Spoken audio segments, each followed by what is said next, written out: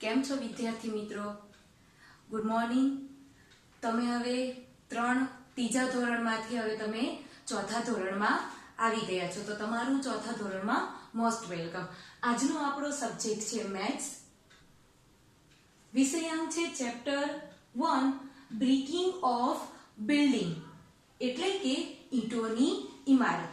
આજે આપણે મેથ્સમાં પહેલું ચેપ્ટર બ્રિકિંગ ઓફ બિલ્ડિંગ આપણે એનો અભ્યાસ કરીશું. એનો અર્થ થાય છે ઈંટોની ઇમારત. હવે આપણે ગુજ ઇંગ્લિશનો ક્લાસ છે, એટલે આપણી જે ટેક્સ્ટ બુક છે એમાં અમુક ઇમ્પોર્ટન્ટ જે શબ્દો આવે છે, જે વર્ડ આવે છે, એનું મેં અહીંયા ઇંગ્લિશમાં ટ્રાન્સલેટ કર્યું છે અને સામે એનું ગુજરાતી લખ્યું છે. તો સૌ પ્રથમ આપણે જે આ વર્ડ છે એનું એક વખત વાંચન કરશું. હું જ્યારે વાંચું ત્યારે તમારે પણ મારી સાથે વાંચન કરવાનું છે.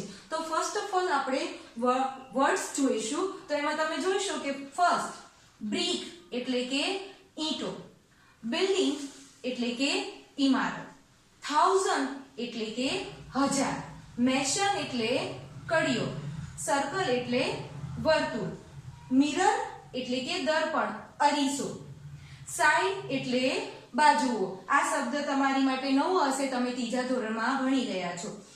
સ્ક્વેર એટલે કે ચોરસ, જેની 4 બાજુઓ હોય છે તે શેપ.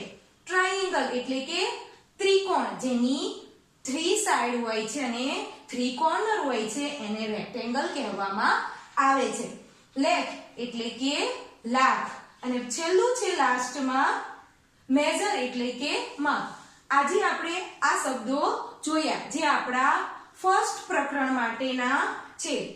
તમે જ્યારે તમારી ગણિતની નોટબુક બનાવો છો તો તમારે ફર્સ્ટ પેજ ઉપર ફર્સ્ટ ચેપ્ટરનું હેડિંગ મારવાનું છે અને જે આ વર્ડ છે એ ફર્સ્ટ પેજ ઉપર સુંદર અક્ષરે લખવાના છે. ચલો હવે આપણે આપણો પાઠ સ્ટાર્ટ કરીશું, જેનું નામ છે બ્રિકિંગ ઓફ બિલ્ડિંગ, એટલે કે ઈંટોની ઇમારત.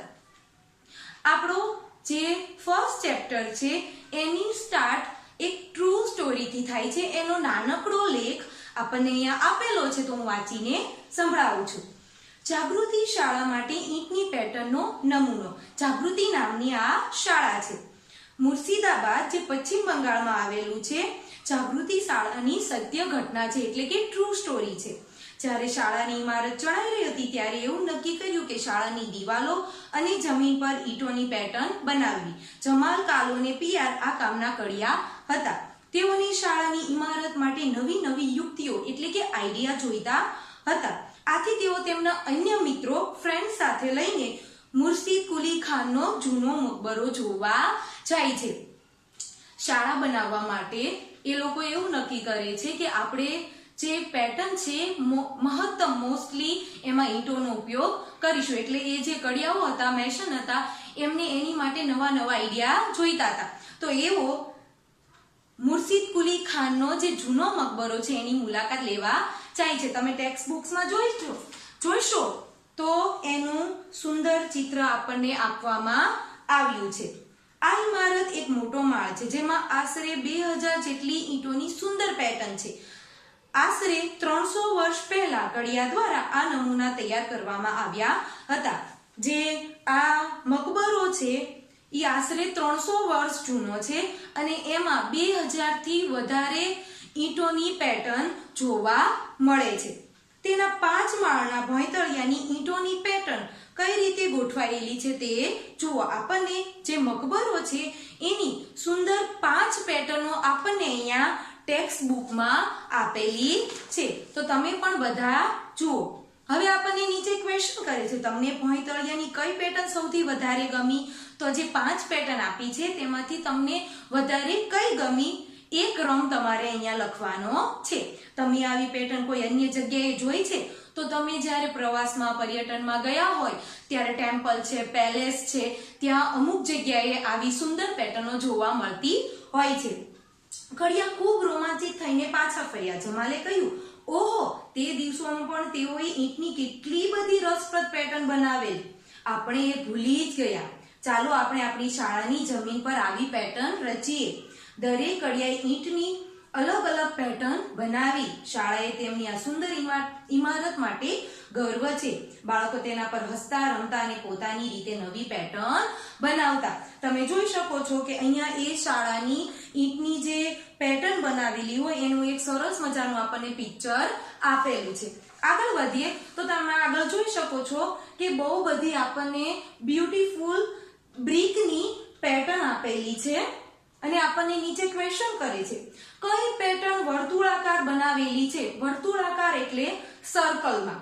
તો તમે જોઈ શકો છો કે આપણને બે જે પિક્ચર છે, 2 પિક્ચર્સ એ આપણને સર્કલ શેપમાં લાગે છે. તો જે 5th નંબરની છે એ સર્કલ વધારે સારું છે. તો આપણે ક્વેશ્ચનની સામે ચ લખીશું. તો તમારે ક્વેશ્ચનની સામે ચ રાઇટ ડાઉન કરવાનું છે. નેક્સ્ટ ક્વેશ્ચન, કઈ પેટર્નમાં તમે દર્પણ ચિત્ર જોઈ શકો છો? લીટી દોરો. તો દર્પણ ચિત્ર એટલે મિરર રિફ્લેક્શન. તમે કોઈ અડધી ચિત્ર દોરો અને એને મિરર સામે રાખો તો એ ચિત્ર પૂર્ણ લાગવું જોઈએ, એટલે કે પરફેક્ટ લાગવું જોઈએ. એને મિરર રિફ્લેક્શન ડ્રોઈંગ કહે છે. તમે ફ્રી હેન્ડ ડિઝાઇન એમાં જોઈ જ હશે. તો જે ઠ છે એ મિરર રિફ્લેક્શન ડિઝાઇન લાગે છે. તો એ ડ્રોઈંગમાં તમારે વચ્ચે લાઈન અપ કરી દેવાની છે અને ક્વેશ્ચનની સામે ઠ રાઇટ ડાઉન કરવાનો છે. હવે તમે ભોંયતળિયાનો નવો નમૂનો બનાવો. તો તમને આટલા બધા સુંદર સુંદર આઈડિયા આપેલા છે, તો તમારે એના ઉપરથી તમને મનગમતો એક સુંદર નમૂનો બનાવવાનો છે. ઈંટ કેવી રીતે દોરવી? તો એ આગળ વધતા તમે અહીંયા બાજુમાં જોઈ શકો બોર્ડ ઉપર કે ભાઈ અહીંયા સુંદર એક સિમ્પલ ઈંટની આકૃતિ દોરી છે. આમાં મેં જે આકૃતિ દોરી છે એમાં ઈંટના 3 ભાગો 1, 2 અને 3 ઈંટની 3 સાઈડ આપણને દેખાય છે, પણ જે ઈંટ હોય છે એની કુલ સાઈડ 6 હોય છે.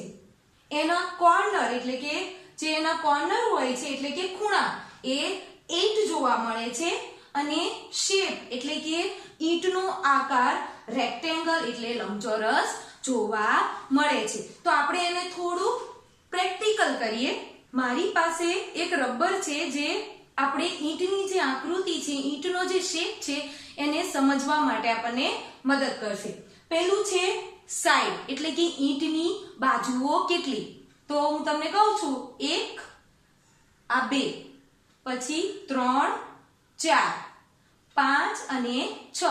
તો ઈંટની 6 સાઈડ હોય છે. હવે છે ઈંટના કોર્નર. તો ઈંટને કેટલા કોર્નર હોય છે? તો 4th આ સાઈડ હોય છે 1, 2, 3, 4 અને 4 અનધર સાઈડ હોય છે એટલે કે બીજી બાજુ હોય છે 1, 2, 3, 4 એટલે કે ઈંટને 8 કોર્નર હોય છે. હવે ઈંટનો શેપ કેવો હોય છે? તો ઈંટનો શેપ રેક્ટેંગલ જોવા મળે છે. રેક્ટેંગલ એટલે કે સામસામેની જે સાઈડ છે એ સિમિલર હોય છે, એટલે કે 2 side big and 2 side small A rectangle આકાર ધરાવે છે. તો આના ઉપરથી તમે ઈંટનો આકાર સમજી શક્યા હશો. આગળ વધીએ. ઈંટ કેવી રીતે દોરવી? તો તમે જોઈ શકો છો કે મેં અહીંયા ઈંટ દોરી છે. તમારે પણ તમારી નોટબુકમાં આ ઈંટનો આકૃતિ દોરવાની છે અને નીચે જે મેં 3 વસ્તુ સાઈડ, કોર્નર અને શેપ લખ્યું છે એ પણ તમારે લખવાનું છે. આગળ વધીએ. આ ચિત્રમાં 2 સરખા પ્રકારની ઈંટ દર્શાવેલ છે. તમે જોઈ શકો છો કે તમારી ટેક્સ્ટ બુકમાં કે 2 સરખી ઈંટના આકૃતિના ચિત્રો આપેલા છે. આપેલ એક ચિત્રમાં આપણે ઈંટની માત્ર એક બાજુ જોઈ શકીએ છીએ. જે સેકન્ડ નંબરનું ચિત્ર છે એટલે કે ડ્રોઈંગ છે તેમાં ફક્ત આપણને એક બાજુ એટલે કે રેક્ટેંગલ જોવા મળે છે. જ્યારે બીજે આપણે ઈંટની 3 બાજુ જોઈ શકીએ છીએ. જે મેં આ આકૃતિ દોરી છે તે 1, 2 and 3 સાઈડ આપણને જોવા મળે છે. ફર્સ્ટ ચિત્ર છે. જે ચિત્રમાં ઈંટની 3 બાજુ દેખાય છે તેના પર વર્તુળ કરો. તો તમારે ફર્સ્ટ ચિત્ર ઉપર વર્તુળ કરવાનું છે. હવે આપણને ક્વેશ્ચન કર્યા છે તો આપણે જોઈએ ઈંટમાં કુલ કેટલી બાજુઓ હોય છે, એટલે કે જે બ્રિક હોય છે એમાં કેટલી સાઈડ હોય છે, તો આપણે જોઈ ગયા 6 બાજુ. કોઈ એક બાજુ ચોરસ છે? હા, એની એક બાજુ ચોરસ છે, એટલે કે સ્ક્વેર છે. ઈંટની સૌથી નાની બાજુ દોરો. તો મેં અહીંયા જે આકૃતિ દોરી છે એમાં આ સાઈડ, એની જે સાઈડ છે એ સ્મોલ રહેશે. આપેલ ચિત્રમાંથી ઈંટની બાજુ જેવી દેખાતી આકૃતિ પર રાઈટની નિશાની કરો. એવા આપણને 2 ક્વેશ્ચન આપેલા છે. હવે તમે જોઈ શકો છો ઉપર અને નીચે આપણને 2 ચિત્રો આપેલા છે. જે પહેલા જે શેપ આપેલા છે વન સાઈડ છે અને જે સેકન્ડ ક્વેશ્ચનમાં જે ચિત્રો આપેલા છે 3 સાઈડ છે. હવે ફર્સ્ટ ક્વેશ્ચનમાં બ્રિક જેવો જે શેપ દેખાતો હોય એની ઉપર આપણે કરેક્ટની નિશાની કરવાની છે. તો તમે જોઈ શકો છો કે જે સેકન્ડ અને થર્ડ ચિત્ર છે, એટલે કે રેક્ટેંગલ અને સ્ક્વેર છે, એની પર તમારે રાઈટની નિશાની કરવાની છે. હવે સેકન્ડ ક્વેશ્ચન, એમાં પણ બહુ બધા શેપ આપેલા છે. એમાં લાસ્ટના જે 2 શેપ છે એની ઉપર તમારે ખરાની નિશાની કરવાની છે. આગળ વધીએ. હવે આપણે ઈંટની સાઈડ, કોર્નર, શેપ એ બધા વિશે જાણકારી આપણે મેળવી, પણ ઈંટનો ઉપયોગ દિવાલ બનાવવા માટે થાય છે. હવે તો આપણે આગળ જોઈએ. પડે નહીં તેવી દિવાલ. એક દિવસ મુનિયા અને જેનાબ ઈંટોથી રમતા અને તેમાંથી દિવાલ બનાવતા.